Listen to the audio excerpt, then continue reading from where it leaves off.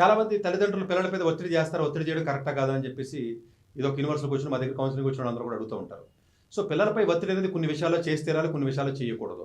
దీనికి universal answer ఉండదు. చేస్తే మంచిదా, చేయకపోతే మంచిదా ఇలాంటి ఆన్సర్లు ఉండవు. ఇలా చాలామంది ఏదో రకరకాలుగా యూట్యూబ్‌లో వీడియోలు పెడతా ఉంటారు. చెత్తాచెదారం వాళ్ళు. చదువంటే ఏం తెలియనోళ్ళు అందరూ. ఫెయిల్ అయిపోయినోళ్ళు ఎంఏలు, బీకామ్‌లు, ఎంకామ్‌లు చదివినోళ్ళు అందరూ యూట్యూబ్‌లోకి వచ్చి జనరల్‌గా స్టడీస్ గురించి చెప్తున్నారు కర్మ ఇది. అలా ఒత్తిడి అనేది కొన్ని విషయాల్లో చేసి తీరాలి. ఫర్ ఎగ్జాంపుల్ ఈ స్టూడెంట్ నేను మ్యాథమెటిక్స్ రావట్లేదు, నేర్చుకోవట్లేదు అని చెప్పి ఎవడో అన్నాడు 8వ తరగతి 9వ తరగతి చెప్పాలి అర్థమయ్యేలాగా. మ్యాథమెటిక్స్ యొక్క ఇంపార్టెన్స్ ఇది, మ్యాథమెటిక్స్ వాల్యూ ఇది, తప్పనిసరిగా నేర్చుకో. నీకేం కావాలి సపోర్ట్? మాస్టర్ అర్థం కాలేదా, మాస్టర్ని ఇస్తాను. ఇంకోటి తెలియదా, ఇంకొకటి ఇస్తాను. ఇంకొక సపోర్టింగ్ సిస్టమ్ ఇచ్చి అక్కడ మీరు బతిమాలతారో, ఒత్తిడి చేస్తారు, ఏదో చేసి ఆ యొక్క మైనస్ని ఇమీడియట్గా మీరు ప్లస్ చేసేయాలి. అంతే తప్ప మీరు ఒత్తిడి అనవసరమైనట్లు చేయకూడదు. ఫర్ ఎగ్జాంపుల్ ఒక పిల్లవాడు ఉన్నాడు, ఫర్ ఎగ్జాంపుల్ ఏదో రోజుకు ఒక అరగంట సేపు ఆడుకుంటానని చెప్పాడు. వద్దని చెప్పి ఒత్తిడి చేయకూడదు. అరగంట ఆడుకుంటే మంచిదే, పిల్లలకి జల్లగా మానసికంగా ముందుకెళ్తే అవకాశం ఉంటుంది కాబట్టి అక్కడ ఒత్తిడి చేయకూడదు. సో ఏ విషయంలో ఒత్తిడి చేయాలి, ఏ విషయంలో ఒత్తిడి చేయకూడదు అన్న విషయం మీద కూడా క్లారిటీ ఉండాలి. ఫర్ ఎగ్జాంపుల్ 100కి 10 మార్కులే వస్తాయి. చాలా మంది పేరెంట్స్ మా దగ్గర కౌన్సిలింగ్ వచ్చిన చూశాను, గట్టిగా 350 మార్కులు కూడా రావు జేఈలో.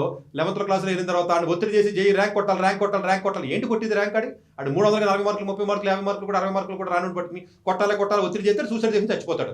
వాడి ఎబిలిటీ 50 మార్కులే ఉంది, వాడిని ఏం చేయగలను? నీకు అంత దమ్ము అంత ఓపుకుంటే 9th, 10th, 8th చదివించాలి. 9th, 10th గాలి వదిలేసి 8th గాలి వదిలేసి అండ్ 11th వచ్చిన తర్వాత ఆయన పట్టుకుని ఒత్తిడి చేస్తే ఏం ఉపయోగం? అది నీ తప్పు, అది నీ తప్పుగా ఆడి పనిష్మెంట్ తీసుకుంటున్నాడు. అక్కడ ఒత్తిడి చేయకూడదు. అక్కడ ఏం చేయాలి? వేరేది ఉందమ్మా, వేరే చదువుద్ది అని చెప్పేసి వాడి వల్ల ఏమవుతుంది అసెస్మెంట్ చేసి వాడికి అది నేర్పించాలి. సో ఒత్తిడి కొన్ని చోట్ల చేసి తీరాలి. ఫర్ ఎగ్జాంపుల్ బాగా చదువుతున్నాడు, ఐక్యూ ఉంది, వాడికి మొబైల్ అలవాటు చేసుకున్నాడు. ఒత్తిడి చేయాలి. నువ్వు మొబైల్ అలవాటు చేసుకోవద్దు, తప్పని గట్టిగా చెప్పి తిట్టాలి, గట్టిగా చెప్పి వాడిని కంట్రోల్ చేయాలి. లేకపోతే ఇంకో అలవాటు చేసుకున్నాడు, కంట్రోల్ చేయాలి. ఇంకొక రకమైనటువంటి ఫ్రెండ్షిప్ తప్పు ఉంది, కంట్రోల్ చేయాలి. ఎదవ అలవాట్లు చేసుకున్నాడు, కంట్రోల్ చేయాలి. బయటికి వెళ్తున్నాడు, కంట్రోల్ చేయాలి. ఒత్తిడి చేయాలి. చదువు ఉంది, చదువుకు సంబంధించిన ఒత్తిడి చేసినప్పుడు కొన్ని ఒత్తిడి చేయాలి, కొన్ని ఒత్తిడి చేయకూడదు. వాడి ఎబిలిటీని దృష్టిలో పెట్టుకుని, వాడికి ఉన్నటువంటి అవకాశం, వాడికి ఉన్న ఐక్యూని దృష్టిలో పెట్టుకుని దాన్ని బట్టి ఆలోచన చేసి నువ్వు ఒత్తిడి చేయాలి తప్ప ఒత్తిడి అన్నింటికి చేయకూడదా అంటే చేయకూడదు, అన్నింటికి చేయాలంటే చేయాలి. సో మనిషి యొక్క సందర్భం బట్టి, వాడి ఏజ్ గ్రూప్ బట్టి, వాడి చదివే క్లాసు బట్టి ఏ విషయంలో ఒత్తిడి చేస్తారో దానివల్ల బెనిఫిట్ ఉందా లేదా చూసి అది ఎక్సెసివ్గానే చేస్తారనా, వాడి వల్ల కాని దానికి నేను ఒత్తిడి చేస్తారనా, వాడి వల్ల అయ్యేదానికి ఒత్తిడి చేస్తారనా అన్నటువంటి బేరేజ్ వేసుకుని క్లియర్గా ప్రాపర్గా పెంచగలిగితే సో ఎటువంటి ఇబ్బంది ఉండదు. పేరెంటింగ్ అంటేనే ఒత్తిడి చేయడం, పేరెంటింగ్ అంటేనే ఒత్తిడి చేయకపోవడం.